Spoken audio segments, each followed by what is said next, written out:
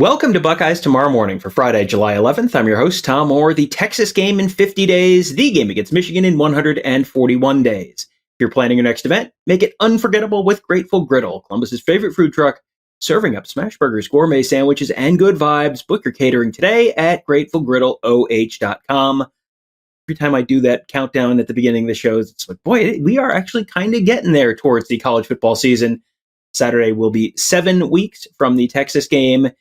And it will also be 140 days, works out to 20 weeks until the Michigan game. So not that far from the start of college football season, which seems like this is a great time to take a look at some of the Buckeyes who may be taking on bigger roles this year. On the intro to yesterday's show, I talked about the fact that it was sort of list season right now in that window between camp season and media days, talking season. This is kind of list season, and Tony Gerdeman put together a really interesting list at BuckeyeHuddle.com of 5 Buckeyes primed for a big step in 2025. Tony, this was a really rare piece of work from you because I looked at it and I was like, yeah, this is really well done. I have no real disagreements with any of these. So I was like, wow, good. We'll have to have Tony on to talk about it.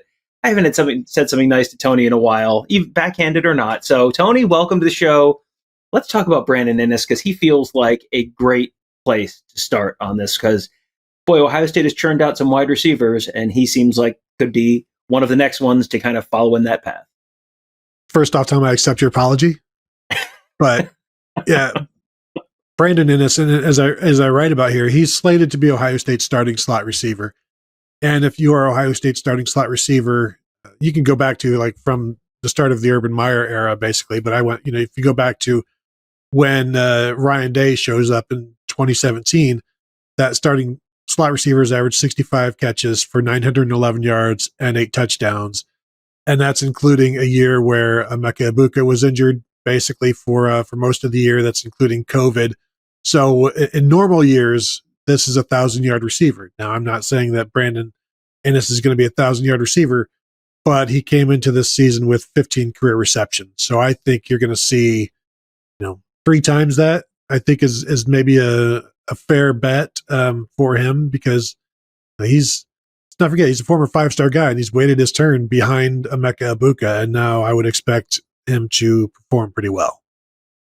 And you've seen him, just the way he gets treated by his teammates. They know you can get happy talked by coaches, but the teammates know, and he has been held in the regard of someone who is, it is a in line behind other guys kind of issue rather than the talent isn't there kind of issue. There has been plenty of talent. Sitting behind Emeka Egbuka is no great shame. Emeka Egbuka being off to the NFL. Now the floor is his. We will see what he does with it. Someone else who's kind of in that group is James Peoples. He came in last year.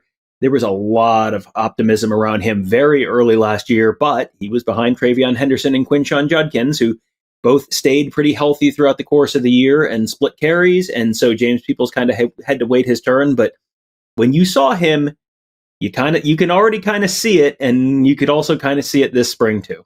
Yeah, and he's another one, the way people talk about him and the confidence that they have in him. They talk about him as if he's just a known quantity. It's a done deal, like there are no questions. But when you're the third running back, and like he was last year, and the 2 guys that have you stay healthy, and then you also have a quarterback that runs the ball, there's just nothing left for you. And that's been the case before with other running backs as well at Ohio State. When top 2 guys stay healthy, like there's just not enough for you. And he ran about 49 times last year for 197 yards, career high of 10 carries for 51 yards against Western Michigan, I believe. And you would think that that's going to be a standard half for him this year. 10 carries in the first half and 4 or 5 or 6 in the second half as, the game is put away. But go from 197 yards this year to maybe 10 times that this year. And that's a pretty big step up, Tom. I don't know if you understand what 10X means.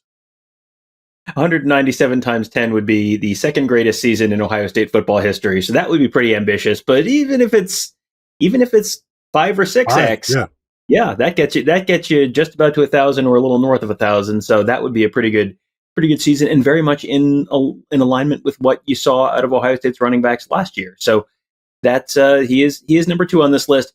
Number 3, this is a guy who hasn't even officially won the starting job, but we've been talking about guys talking about other guys on the team. Jeremiah Smith just had some stuff to say about Julian Sayin, and I think Sayin has been broadly viewed as the favorite to win the starting quarterback job. But then when you have Jeremiah Smith kind of speaking up about him recently in an interview, it's kind of, it feels a little bit like the secret may be out. Yeah, and this is one of the difficulties I've had with you said the list season or the summer season where you're writing about Ohio State in a way, in a daily way, and been kind of reticent to just say Julian Sayin. It's for a while, it's been like Julian Sayin or Lincoln Kienholz, but eventually you've just got to pick a horse and go with it. And so that's where I am with Julian Sayin. And like, it's because of what everybody else is saying about him. And I know Ryan Day said that at some point earlier in the spring, at one point in the spring, Lincoln Kienholz was ahead. But when you have players that work with him every day, talk about Julian Sayin the way they do, I'm going to side with them over the head coach. But what in terms of what to expect, he was 5 of 12 last year for 84 yards, and 56 of that or so was to Bennett Christian. So in first time starting quarterbacks under Ryan Day have averaged 3,927 yards, 40 touchdowns, and 6 interceptions, which is pretty crazy. I think maybe the 6 interceptions is maybe the most impressive, and maybe the 40 touchdowns, but like, he's going to have all of the weapons to do just that. But I think it's probably going to be somewhere between that and, say, Kyle McCord's 3,170 yards, 24 touchdowns, and 6 interceptions. I think I'll take the over on every single one of those numbers for Julian Sayin this year regarding Kyle McCord's 2023 season. Yeah, and that has felt kind of like the floor for a Ryan Day quarterback, because, I mean, you go back a year now, and even at this time last year, there were a lot of questions about Will Howard. And when Will Howard was announced as he's the guy who Ohio State's going to get in the portal, there were opposing fan bases that thought that was hilarious, because this is a guy that lost the job at Kansas State. And, how good can he possibly be? And then you saw the year that he put up and ended by going 16 for 16 to start the national championship game, which, I'm going to grade that out as at least passing. That's not bad. So, with a Julian Sayin who does have a little bit more of the pedigree than Will Howard had. Will Howard had the experience, but not necessarily all of the incredible arm strength, the incredible accuracy. It got a lot better when he was working with Ryan Day and Chip Kelly last year, but he didn't necessarily have that in his recruiting background or his just overall game before he got to Columbus. Julian Sayin does have that stuff. He doesn't have the experience that Will Howard does, but he will gain that experience over the course of the year. So next up, let's go to the other side of the ball. The defensive line has been an area that has been viewed as probably the biggest question mark on the team. So we're going to have 2 guys here. This is good news. If you need guys to take a step forward, here are 2 guys on the defensive line to take a step forward. One of them is an edge. One of them is a tackle. We're going to start with Kenyatta Jackson off the edge. He's someone, I keep looking at his numbers from last year and going, that can't be right. It feels like he played more than he did. It feels like he made more of an impact than he did, but he was behind Jack Sawyer and JT Tuimoloau and Mitchell Melton and, a lot of veteran guys there. It always, to me, felt like he was right on the verge of a breakout last year, even with being behind so many of those guys. You saw him, and he played about roughly 20 snaps a game, and the number dipped a little in the postseason or in the final 2 games, but you still saw him out there. So you recognized him, and he's playing in big moments. So clearly there's confidence in him, but yeah, like, he had 3 tackles for loss last year. He had 1.5 sacks, and it's like, it felt like it was more because he was maybe right behind JT Tuimoloau or Jack Sawyer, whoever's getting through the quarterback, or Tyler Williams. Like, you see him flashing in there. So now, what does that look like with 45 snaps instead of 18? And I think there's an opportunity for him to have a really big year, or at least, a big step up. And again, when you look at his career numbers, 25 tackles, 6 tackles for loss, 3 sacks, I think a good year for him would be doubling those numbers at the very least. And that would be an active year for him. Now, he played the 3rd most number of snaps among the defensive ends last year. So he's not a new player by any means. He's a 4th-year junior, but I think they need him to step up this year in a way. Again, his teammates have talked about how the leadership that he's shown in the offseason, that to me is a positive sign, but I'm interested to see what he looks like as a starter playing, like I said, 40 to 45, 50 snaps a game.